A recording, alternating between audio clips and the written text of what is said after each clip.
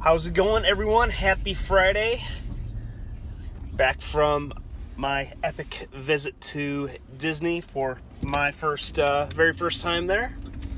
Was actually a little nervous about all the crowds and the hecticness of getting around such a large complex of theme parks, but I actually really enjoyed myself. Disney, they got that stuff on lockdown, how they get people from place to place. And alright, I'm back. I was just bullshitting about Disney, but anyways, what I wanted to chat with you guys about today is comparison versus competition. And a couple weeks ago, in one of the other masterminds that I participate in, we were discussing, that comparison is a game you're going to lose, and that comparison is a bad thing. And I say to that is, what I think about that is that's true to an extent. And you do need some sort of comparison. You do need some sort of barometer to measure yourself up against something. And sometimes that may be another person. Sometimes that may be some of your past performance. That may be any number of things. And there is a healthy amount of comparison that we do. And I believe that's called competition. We do it in sports. We gamify a lot of things that we do on a day-to-day basis. The salespeople do it.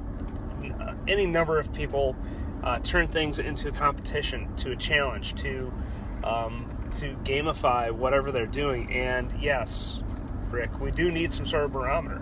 And you can't help but compare yourself to someone. There's the classic phrase, "What would Jesus do?"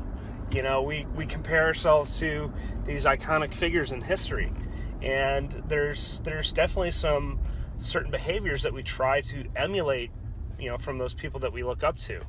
And I think where the line, at least for me, and I'd be curious to hear other people's opinions on this, so make sure you drop that, sorry, I got a EMS vehicle going by me here.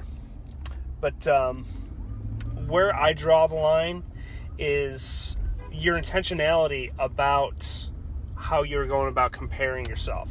If you're blindly going on social media and seeing what your neighbors are up to, comparing them, they just bought a new car, or they just bought a new house, or they got this fancy new gadget, that's when it becomes unhealthy, when we have no sort of intention, we have no sort of game plan, for lack of a better term, to go about measuring ourselves. We're just going about it randomly and without any sort of structure about it.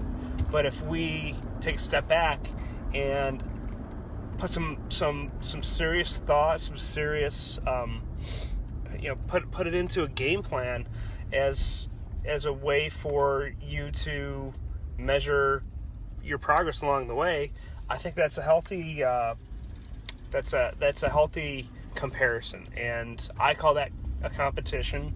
I call it, you can call it anything you want, but there is a healthy amount of comparison and competition.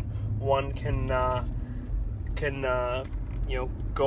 go about their lives doing, and not have it be a harmful thing, something that causes depression and anxiety, etc. So that's what I wanted to come on here and talk about today, guys. Again, be curious to know your thoughts on where you kind of draw the line between a healthy amount of comparison versus an unhealthy amount.